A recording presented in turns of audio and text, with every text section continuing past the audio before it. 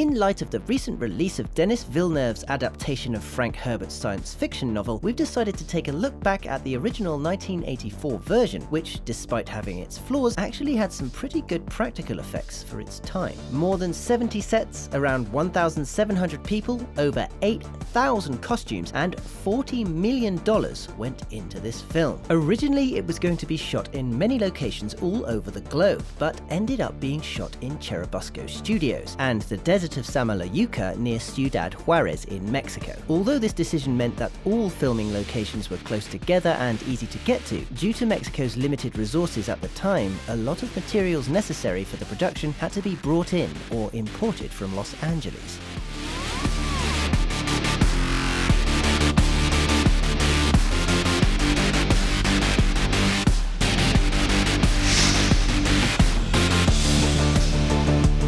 A lot of miniature sets and models were made for this film. Visual effects legend Emilio Reith and Rio was flown in from Madrid to work on the film, and together with his assistant, they got together a workforce and a studio and began building scale models. They built the 16-foot by 8-foot rock cliff extension for the scene where Paul and his mother flee, and a scale model of the exterior of Castle Caladan. They built a scale model of the strong wall and desert for the scene where thousands of Fremen leave. This included dozens of 2.5-inch dolls made from latex. These dolls were connected to a series of drive belts running parallel to each other and guided by channels cut into the wooden bases. This allowed them, with the help of a crankwheel, to create the illusion that the dolls were marching onto the desert.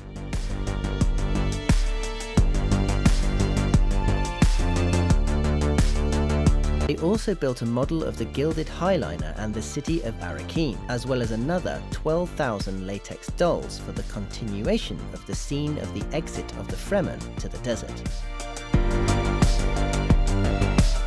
But of all these builds, perhaps the most extensive and complex was the Harkonnen Flagship. In this shot, the actors had to exit the flagship in front of a 500-strong honor guard. The only full-sized thing in the shot was the door and a piece of ground in front of it. On the model of the flagship, a cutout of this area was left out. The model was positioned 14.7 feet from the camera, and the full-size door was positioned at a distance of 296.9 feet. The live-action part of the scene was shot through the gap in the model, perfectly aligning the door with the flagship. The difficulties they had with this shot weren't just making sure everything aligns and is to scale, but because the flagship had to be elevated, they had to come up with a way of invisibly suspending this massive model up in the air. In addition to these complications, on the day before the scene was going to be shot, Rafaela de Laurentiis decided that there needed to be an honor guard positioned on the ground in front of the flagship model. Luckily, Emilio had some molds that were the right scale, but even so, they had to rush throughout the day to complete the 500 dolls necessary.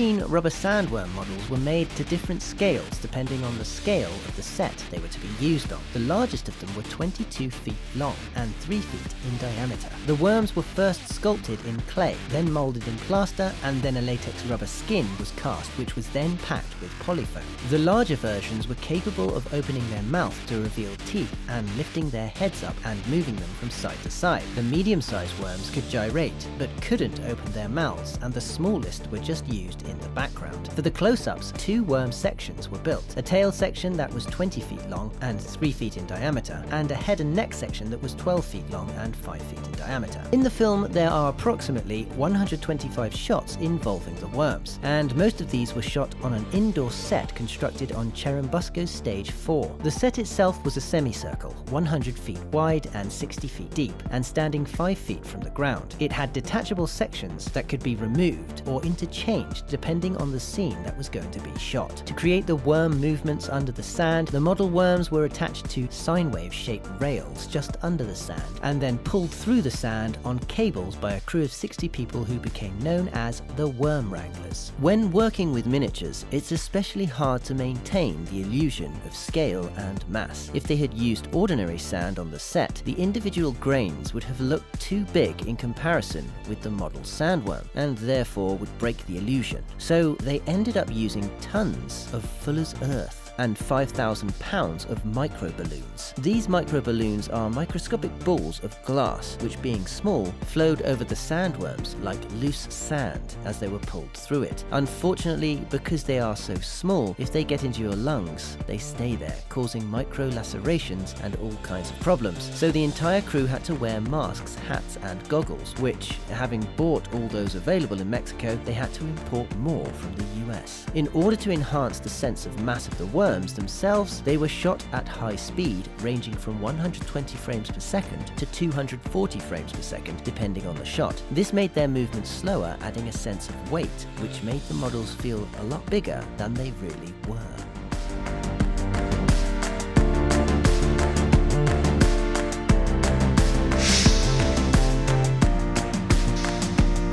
As well as miniature sets and miniature models, a huge amount of costumes and props also had to be made. One of the most interesting is that of the Baron Harkonnen. 2 suits were made for the Baron. Both were made from thin canvas that was coated with rubber. On the inside, different pockets made from colostomy bags were filled with silicone gel to give the suit a flesh-like bounce. But this meant that the suit was so heavy that Kenneth Macmillan, the actor playing the Baron, couldn't stand up in it. He had to be wheeled around on a harness and a special framework.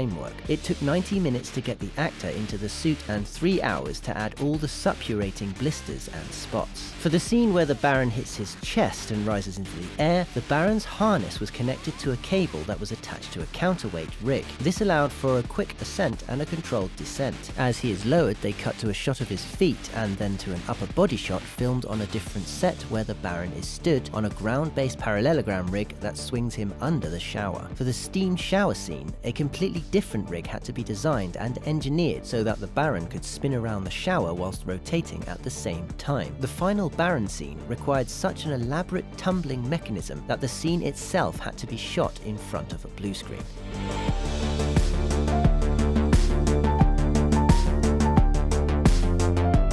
As you can see, an incredible amount of time and effort went into this movie that was based on an award-winning novel, had an award-winning director and award-winning actors, screenwriters, special and visual effects artists, and a healthy budget. So what went wrong? Well, from the start, the producers said they wanted to make a film that was like Star Wars, but for adults. And it seems that they tried to make it so grown up and mature that most people left the theatre failing to actually understand it. They concentrated too much on making the story deeper, darker and more philosophical instead of just trying to tell a good story.